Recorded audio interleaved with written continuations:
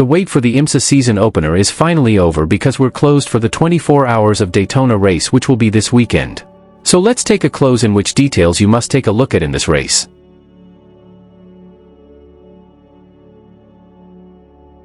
The Rolex 24 at Daytona will have a huge number of cars with 61 confirmed among the 4 classes in IMSA. And with that we will also have a high-level drivers profile competing at Daytona, which includes former F1 drivers and also others coming from another competitive series like WEC, IndyCar, GT World Challenge for example. So that means the race will not be very easy to win. And also we will have a huge number of the GT cars with 37 in total, being 15 in the GTD Pro and 22 in the GTD.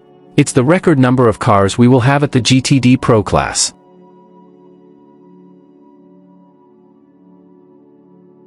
For the 2025 season in IMSA, we have too many changes in all of the 4 classes in the category.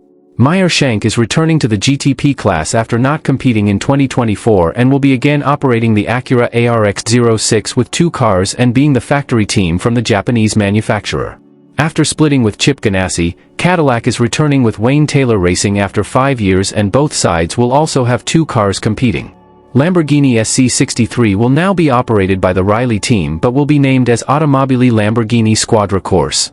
The Italian manufacturer split away with Iron Lynx after disagreement on both sides.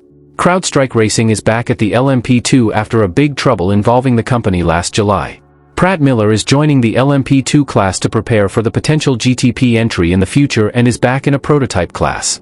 At the GTD Pro class, we will have Dragon Speed being a full-season team in a partnership with Risi Competizione. FAF Motorsports is switching from McLaren to Lamborghini Huracan. At Daytona we will have the Trackhouse competing with a Corvette GT3 in a partnership with TF Sport and will have a strong lineup. At the GTD, Gradient Racing will be using a Mustang GT3 car after competing with Acura in 2024. Iron Dames will be using a Porsche 911 GT3 car after the female crew announced a partnership with Porsche Motorsport.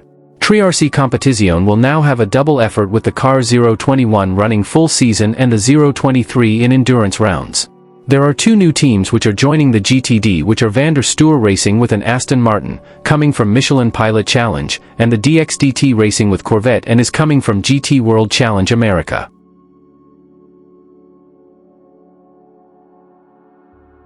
This is the most controversial fact for the 24 hours of Daytona this year. Due to safety reasons for NASCAR races, the grass was removed at the Le Mans chicane. But most fans are upset with the chicane redesign because it made it look worse with only asphalt, and the curbs are lower now, which could be a problem in damaging the diffusers. Unfortunately, it's not this time the fans at Daytona will see the Aston Martin Valkyrie LMH car running at the GTP class. The British brand decided not to make its debut at Daytona to focus on a better preparation of the car. So with that, we will only see the Valkyrie LMH in action for the first time at the Qatar round in WEC on February 28.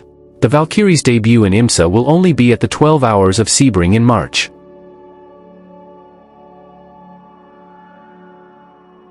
Besides the Aston Martin Valkyrie, we will not also see the Acura NSX GT3 Evo 22 and the McLaren 720S GT3 Evo at Daytona and also in IMSA full season this year in both GTD Pro and GTD classes. As mentioned at the second topic, Gradient Racing decided to switch to the Mustang GT3 car for this year because the NSX is not anymore homologated to run in IMSA. And about the McLaren case, FAF Motorsports and Inception Racing, which used the 720S GT3 Evo last year, also decided to switch manufacturers. Inception Racing has been using a Ferrari 296 GT3 since the battle on the bricks in Indianapolis last year, while FAF Motorsports decided to use the Lamborghini Huracan GT3 Evo 2. The fact that the 720S is not so reliable and also a poor performance was a key factor for both teams to switch brands for this year. So these were the 5 facts you must take a look at the Rolex 24 at Daytona this weekend. What's your expectations about this race? Are you ready for it?